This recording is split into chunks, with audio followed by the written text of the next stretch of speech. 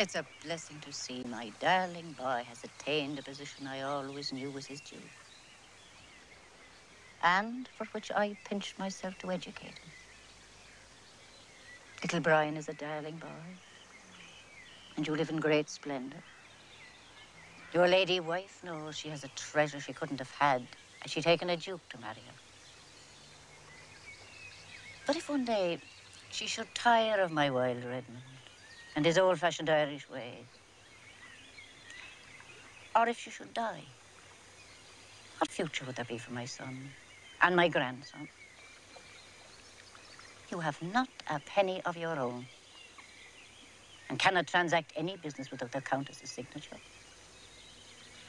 Upon her death, the entire estate would go to young Bullingdon, who bears you little affection. You could be penniless tomorrow, and darling Brian at the mercy of his stepbrother. Shall I tell you something?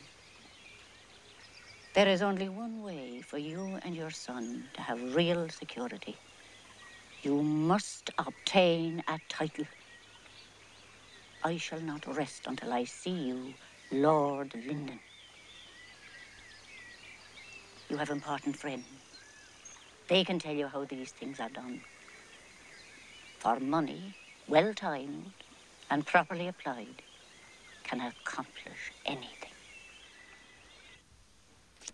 And, to be sure, Barry was acquainted with someone who knew how these things were done.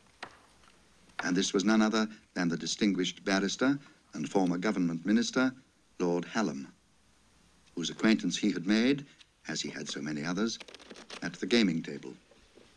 Do you happen to know Gustavus Adolphus, the 13th Earl of Wendover? I don't believe I do.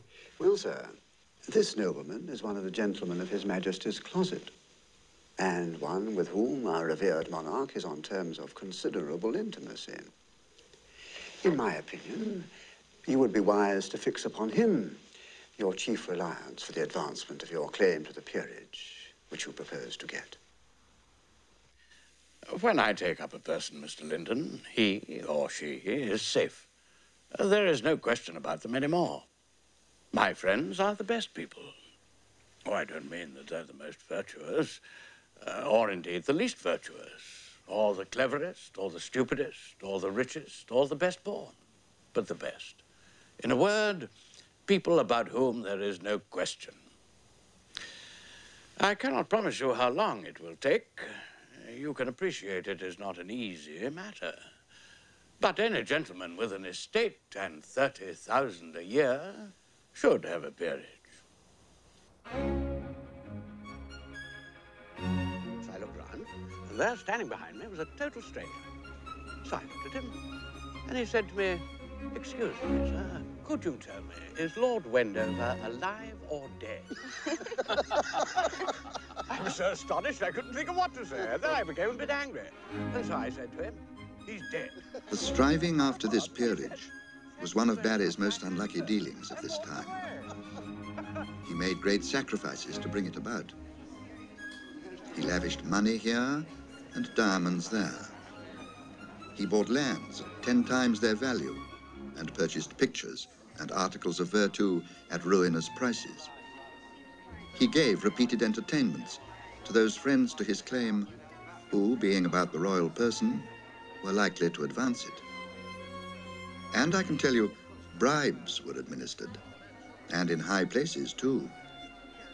So near the royal person of His Majesty that you would be astonished to know what great nobleman condescended to receive his loans. This is by Ludovico Cordi, a disciple of Alessandro Allori. It's dated 1605 and shows the adoration of the Magi. It's beautiful. Yes. I love the use of the color blue by the artist. Yes, indeed, that is very beautiful. What, may I ask, is the price of this one? Well, this is one of my best pictures.